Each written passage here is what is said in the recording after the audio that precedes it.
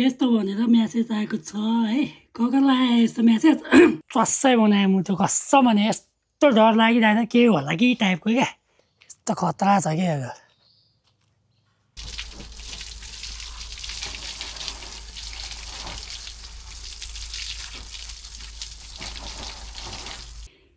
हाम्रो स्पेन र पोर्चुगलमा यस्तरी स्याटेलाइट देखाएको छ। स्याटेलाइटको सिग्नल देखाएको छ जुन टावरको ठाउँमा, अनि इलेक्ट्रिसिटी पनि छैन। अनि यस्तो भनेर म्यासेज आएको छ है। कसलाई आयो यस्तो म्यासेज? खास यो चाहिँ हाम्रो त्यो ओनरलाई यता फ्रान्सको सिममा आएको।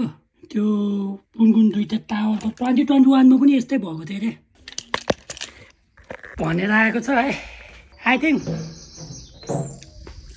1 घन्टापछि राम्रो हुन्छ भन्ने आशा छ। 1 घन्टा 1.5 आवर्स पछि चाहिँ काम गर्छ भनेर म्यासेज गरेको छ। बिहानदेखि डर लागिरहेको थियो मेरो बुढीलाई चाहिँ। अहिले चाहिँ बल्ल त्यो म्यासेज आएपछि ढुक्क भयो, डर सर हरायो। अहिले बत्ती सती केही नभएर मेरो त्यो साइकल निकाल्नै पाएन। यहाँ थियो सडकै खुल्दैन पो अब बत्ती बिना। अब लखर हिँडेर म पार्ट टाइम जानुपर्ने हुन्छ है। साइकल निकाल्न पाएन अनि त्यही भएर अब हिँड्दै जानुपर्ने भयो है। अनि प्रब्लम चाहिँ के भएको होला यस्तो भने, यसै गरी 2021मा पनि भएको थियो अरे भनेर म्यासेज चाहिँ आएको रहेछ।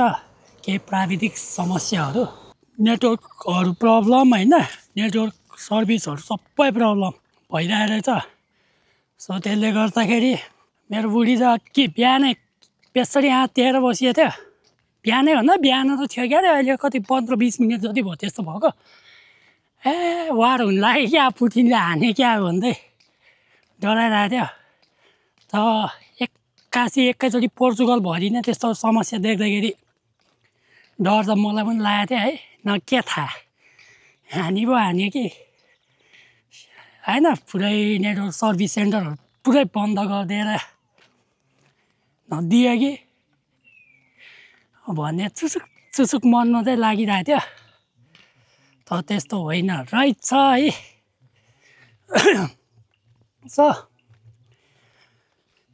त्यही हो, कगरलाई अब कतिको डर लागिरहेछ। पोर्चुगलबाट हेर्दै हुनुहुन्छ भने कमेन्ट डाउन है।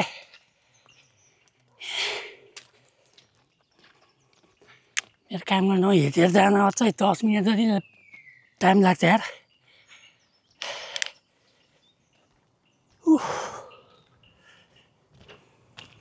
घरको अर्कै भन्दा घरको त्यो पनि चल्दैन। कोडहरूदेखि लिएर एभ्रिथिङ, घरको ढोका कसरी खुल्ने हो अहिले पछि मैले। मेन त त्यहाँ हुन्छ प्रब्लम। ओ माई गड, कतिवटा घरका त पुरै अलार्म बजिरहेको थियो। यो पनि अलार्म बजे क्या भने होइन रहेछ, चराहरू क्या अरे कुइँ गर्दै। यहाँ हेर्नु न, यस्तो दामी घरहरू हुन्छ यहाँतिर, सब त्यो रेन्टमा लगाउँदो रहेछ क्या यिनीहरू।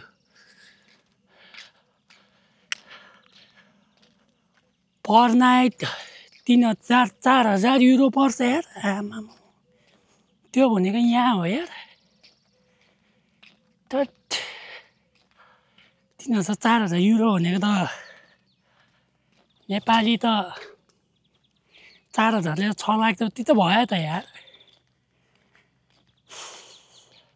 6 लाख होइन, 5,50,000 जति। त्यस्तो महँगो पर्छ भने त्यही हो। घाम पनि बेसी टन्डराम घाम लागिरहेछ। रुख हेर्नु नि, यस्तो खतरा रुखहरू बनाएर राख्छ यार।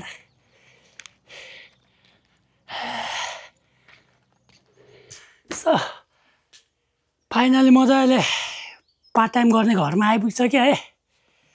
यही हो, अब इलेक्ट्रिसिटी छैन, अलार्म पो चल्दैन यार।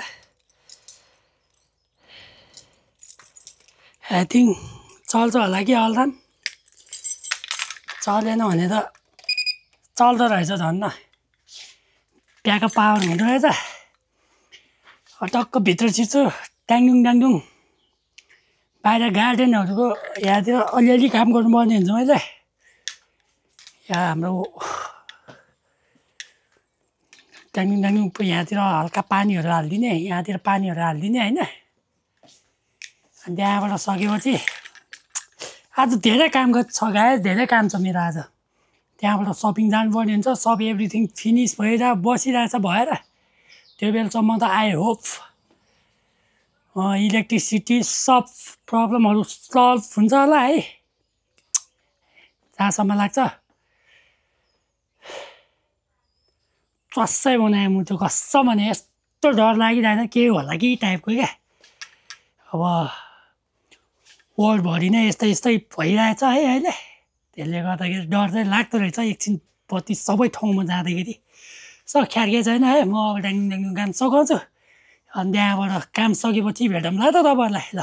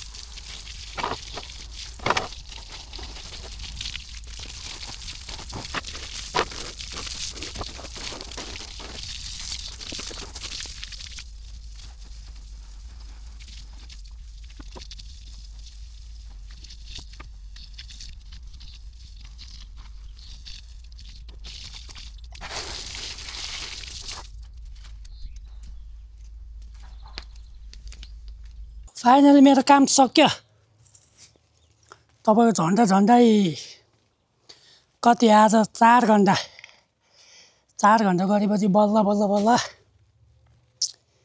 काम सक्यो अब यो धुलो फाल्नुपर्ने हुन्छ अलिअलि है अनि त्यहाँबाट धुलो फाल्ने हो त्यहाँबाट भनेको घरमा घन्टी बज्दैन है आज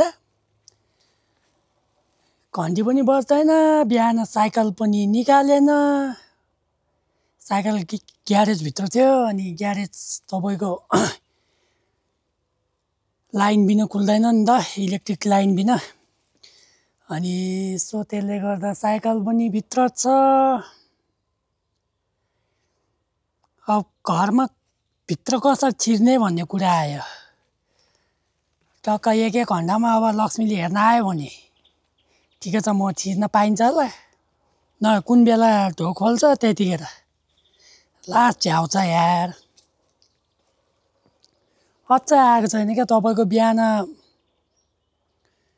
कति 12 बजीदेखि नै त्यस्तो भयो क्या अरे 12 बजी मैले थाहा पाएँ 12 बजीभन्दा अगाडिदेखि नै हो क्या अरे त्यस्तो भएको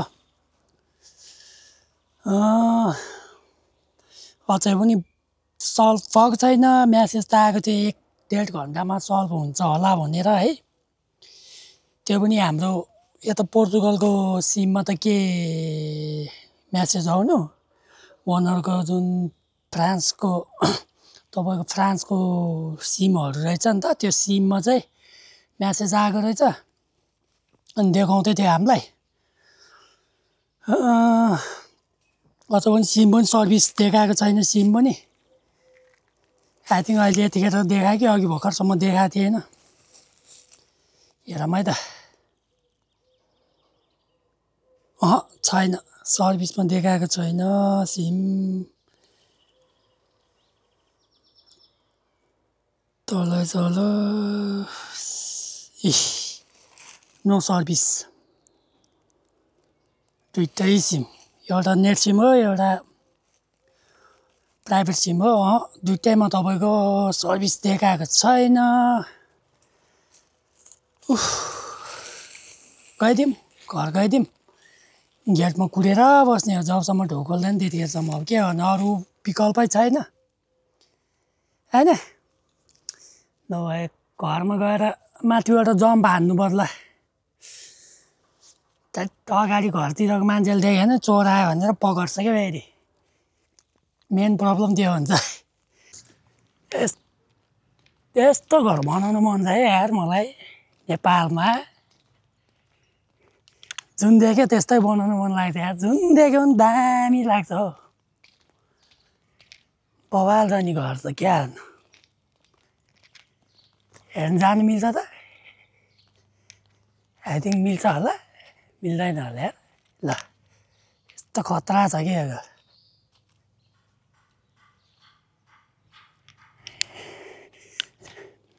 यस्तो दामी लाग्छ, दामी दामी। टक्क पुरानो टाइपको घर क्या, त्यो माटोले लिपिएको टाइपको क्या। म त अहिले घर आइपुगिसकेँ है। धन्न मेरो बुढीले एक घन्टामा आएर हेर्दै गरेको रहेछ क्या। गेटमा आउँदै हेर्दै गरेको रहेछ। अनि म खास 3 बजे आउने हो नि त। 3 बजे रे सरी, म खास ठ्याक्क 4 बजे आउँछ नि त प्रायः गरी 4, 5, 10मा। अनि ठ्याक्क उसले 4 बजे पनि आएर हेरेको रहेछ होइन। 3:30मा पनि आएर हेरेको रहेछ। अनि 4:10मा पनि आएर हेरेको रहेछ। 4:15मा पनि आएर हेरेको रहेछ। म 4 बजे हो आइपुग्ने 10। अनि नआए कि भन्दै आउँदै हेर्दै गर्दाखेरि लास्टमा चाहिँ मैले ठ्याक्क भेटिहालेँ क्या। 4:15मा 15को पालोमा त ठ्याक्क म 15मा आइपुगेको थिएँ। टक्क ढोकसोका खोलिहाल्यो होइन, ठ्याक्क भेटिहाल्यो। त्यही हो। बत्ती तपाईँको अझै पनि आएको छैन है। तपाईँको बिहान कति 12 बजेभन्दा अगाडि नै गएको बत्ती। फिक्सै थाहा छैन कति बजी गयो। अनि 12 बजेभन्दा अगाडि नै गएको बत्ती 1-1.5 घन्टामा बन्छ होला भन्ने म्यासेजहरू पाइरहेको थियो ओनरकोबाट। ओनरले भन्दै थियो। अनि त्यहाँबाट आएन क्या बत्ती। अझै 1-1.5 घन्टामा पनि आएन। 2021मा पनि त्यस्तै प्रब्लम भएको थियो। त्यो बेला 1 घन्टामा सल्भ भएको थियो अरे। सो त्यही अनुसार होप 1-1.5 घन्टामा सल्भ हुन्छ होला भनेर म्यासेज आएको रहेछ होइन। तर अहिले तपाईँको 4 घन्टा हुन लागिसक्यो। आएको छैन। 4 घन्टा हुन लाग्यो होइन। 5 घन्टा चाहिँ हुन लागिसक्यो नि। तपाईँको अझै आएको छैन। कति बजी आउँछ होला बत्ती। मेन कुरो भनेको त बत्ती आए पनि नआए पनि केही फरक पर्दैन थियो। त मलाई फरक पर्छ क्या। किन भन्दाखेरि मेरो भात पकाउने चुलोहरू सब इन्डक्सन चुलो हो क्या। तपाईँहरू देख्न सक्नुहुन्छ, यहाँबाट देख्दैन होला। सब इन्डक्सन चुलो हो, ग्यास चुलो छैन।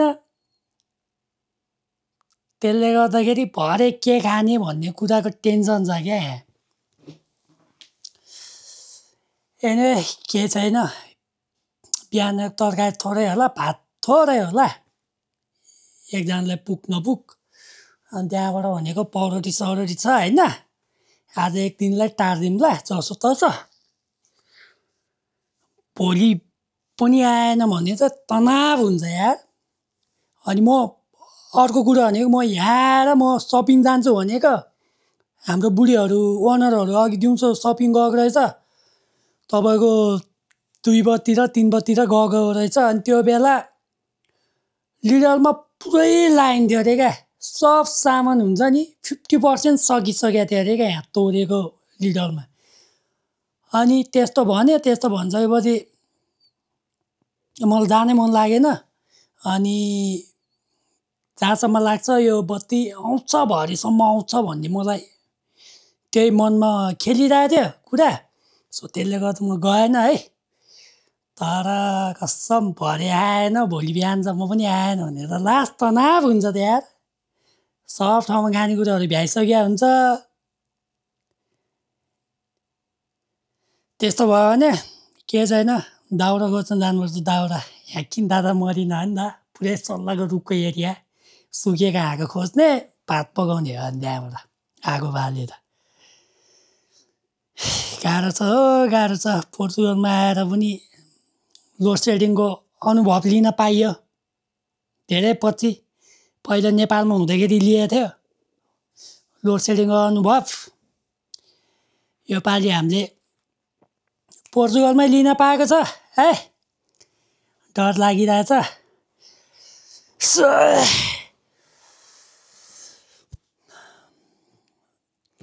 त्यहाँबाट यहाँ भनेको मेरो टक्क टिकटकको लागि सर्ट भिडियोहरू निकाल्दैछु है म। टक्क म्याक्रोन